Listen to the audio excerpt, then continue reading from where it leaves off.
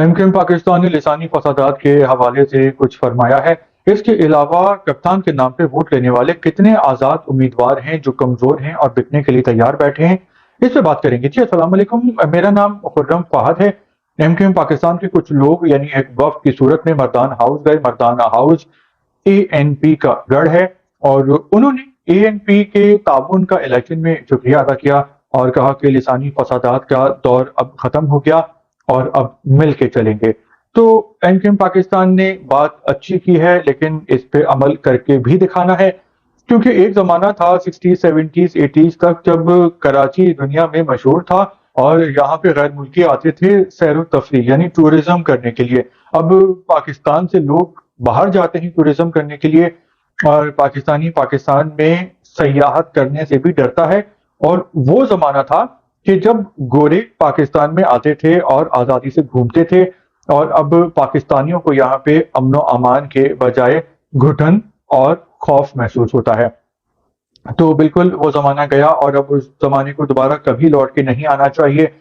मिल के काम करना चाहिए और यहाँ पे हम पाकिस्तानियों को भी ये चाहिए कि शक्ल, रंग, नस्ल, ज़बान, फ़िरके की बुनियाद पे वोट देने के बजाय मंशूर की बुनियाद पे वोट दें और ये देखें कि इस शख्स की खिदमत यानी सर्विस कैसी है, अगर उसका कोई पास्ट का रिकॉर्ड है तो, और अगर कोई नया सियासतदान आया है मार्केट में तो उसका मंशूर देखें, और पुराना है तो उसका मंशूर और उसके पुराने आमाल देखें कि उसने जो वादे किए हैं क्या वो पूरे किए हैं और उसने खिदमत भी की है। लेकिन हमारे यहाँ वोट बरादरी की बुनियाद पे दिया जाता है या फिर शख्सियत परस्ती को फोकस करके। इसके अलावा कप्तान के नाम पे लोगों को, आज़ाद उम्मीदवारों को लाखों हजारों वोट मिले हैं और कप्तान के 92 आज़ाद उम्मीदवार हैं कि जो कि कामयाब हो गए हैं कौमी असेंबली के लिए। लेकिन यहाँ पे एक और सीन शुरू हो गया है कि पीपल्स पार्टी और नून लीग वालों ने जो है वो बोलियां लगाना शुरू कर दी हैं। जिस तरह मंडी लगती है जानवरों की तो उन रेट लग रहे हैं। और क्या आप जानते हैं कि पीटीआई के कितने आज़ाद उम्मीदवार हैं कि जो खान साहब को छोड़ सकते हैं और वफादारी बदल सकते हैं? तो 20 से 40 ऐसे लोग हैं जो कि कमजोर हैं और इनको ऑफर की जा रही है 30 करोड़ रुपए से बोलियां शुरू हो रही हैं और इनको खरीदने की कोशिश की जा रही है।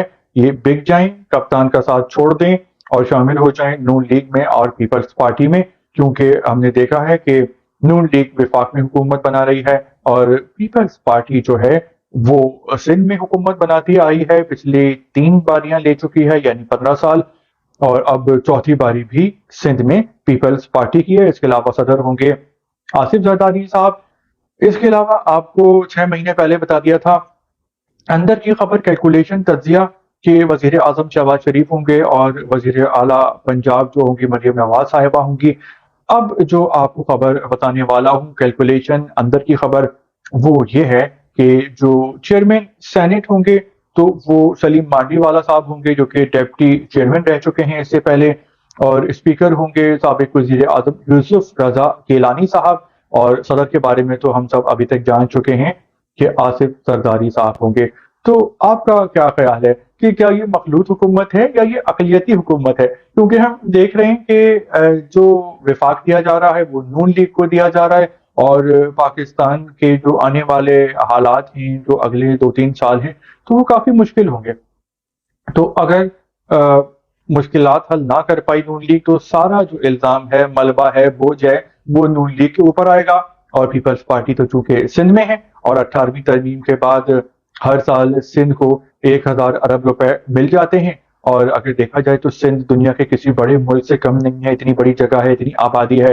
तो पीपल्स पार्टी ने इस डील में सबसे ज्यादा फायदा उठाया है और बहुत मुश्किल है नून लीग के लिए ये हुकूमत चलाना और पाकिस्तान को मुश्किलात से निकालना। तो जो सारा इल्जाम आएगा और लोग बुरा भला कहेंगे, अब आप देखिएगा नून लीग को कहेंगे और पीपल्स पार्टी अपनी जड़ें मजबूत कर रही है और बिलावल भुट्टो साहब इस बार वजीर खारजा होंगे और अगली हुकूमत में बिलावल भुट्टो साहब जो होंगे वो वजीर आजम पाकिस्तान होंगे। तो पीपल्स पार्टी ने बड़ा ही बारीक काम किया है और जबरदस्त सियासत चली है और ऐसा लगता है कि नून लीग के लिए आगे खाई है और पीछे जो है वो उनके कुआं है, क्योंकि अब पीटीआई अपोजिशन में होगी اور خان صاحب اگر اسمبلی میں نہ بھی ہوں تو وہ بہت خطرناک اپوزیشن کا کردار ادا کرتے ہیں. سوشل میڈیا اور پھر جو ان کے زبان و الفاظ ہوتے ہیں بڑے ہی کڑوے کسیلے خطرناک ہوتے ہیں. اور اب جب پی ٹی آئی اپوزیشن میں بیٹھے گی تو نون لیگ کے لیے حکومت چلانا بہت ہی مشکل ہو جائے گا. ولاگ کے بارے میں آپ کے کیا کامنٹس ہیں؟ آپ ولاگ کو لائک کرتے ہیں، شیئر کرتے ہیں، سبسکرائب کرتے ہیں. بہت شکریہ.